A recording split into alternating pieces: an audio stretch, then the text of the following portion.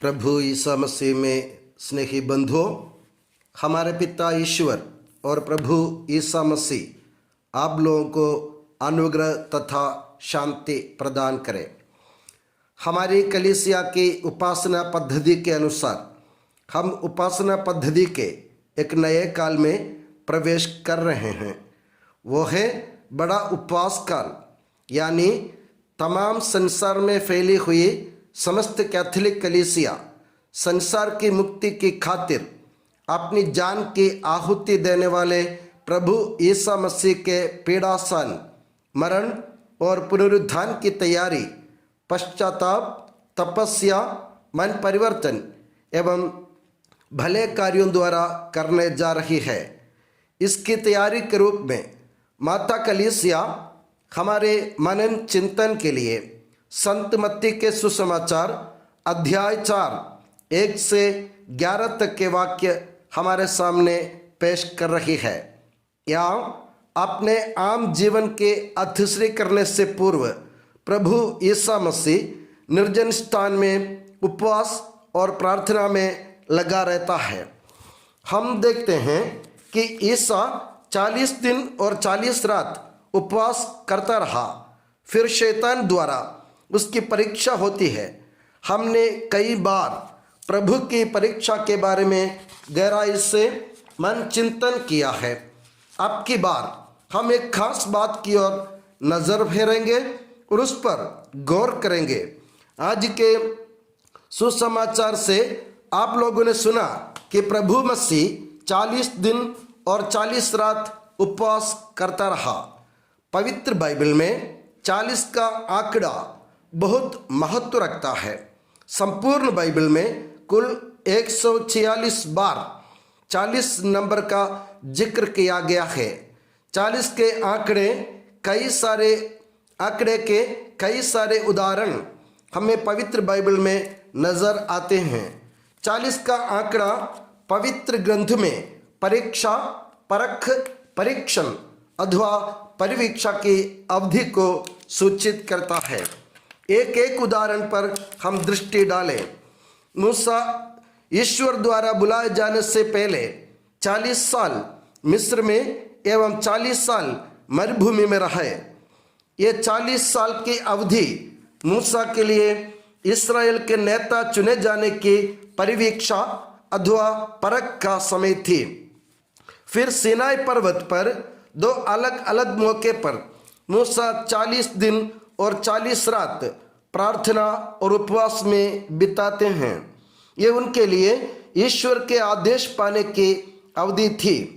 निर्गमन ग्रंथ अध्याय 24 वाक्य 18 एवं निर्गमन ग्रंथ अध्याय 34 वाक्य 1 से 28 इसके उदाहरण हैं।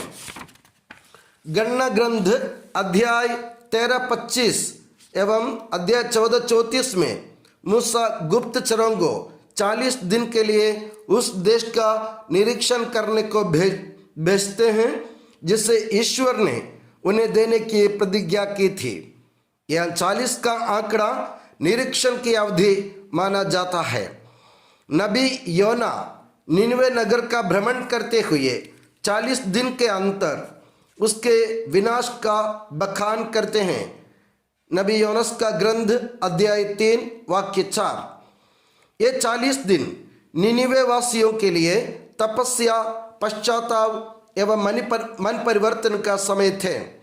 नबी एलिया 40 दिन और 40 रात बिना खाए पिए निर्जन स्थान से गुजरकर होरे पर्वत की ओर चलते हैं, पैदल चलते हैं।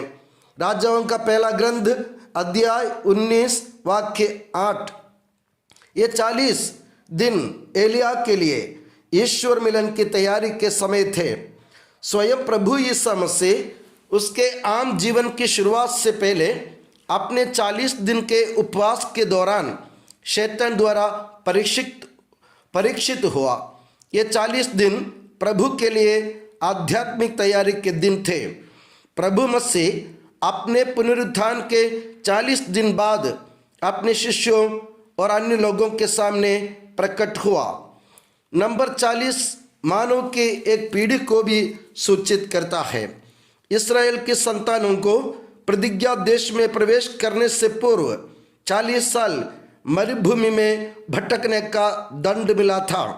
ये 40 साल एक नई पीढ़ी को तैयार करने के समय थे। 40 साल के बाद ही एक नई पीढ़ी को प्रतिज्ञा देश में प्रवेश करने का मौका मिला था। ये 40 साल इस्राएली लोगों के लिए विद्रोह और हठधर्म से छुटकारा पाने के समय थे।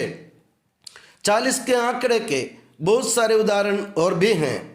अब हम ज़रा विचार करें कि बड़े उपवास काल के आने वाले 40 दिन हमारे लिए क्या महत्व रखते हैं।